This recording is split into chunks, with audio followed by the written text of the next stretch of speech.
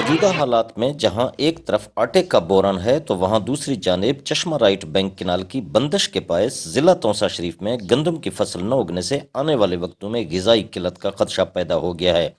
8 ماہ قبل رودکوہی کے سیلابی ریلوں سے چشمہ رائٹ بینک کینال میں کئی مقامات پر شگاف پڑ گئے تھے، جس سے چشمہ نہر تاحال مکمل طور پر بند ہے۔ پانی کی فراہمی نہ ہونے سے کاشتکار شدید پریشانی کا شکار ہیں۔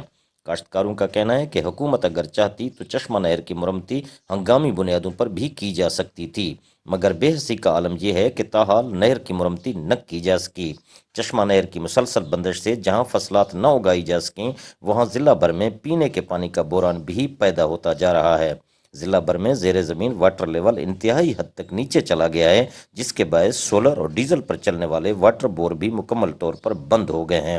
ضلع تونسا کے کاشتکاروں اور زمینداروں نے حکومت سے مطالبہ کیا ہے کہ چشمہ رائٹ بینک کینال کی فی الفور مرمت کر کے انہیں پانی فراہم کیا جائے تاکہ مزید پریشانی سے بچا جا سکے۔ کیمرہ مین کے ساتھ لال جان بزدار، وش نیوز،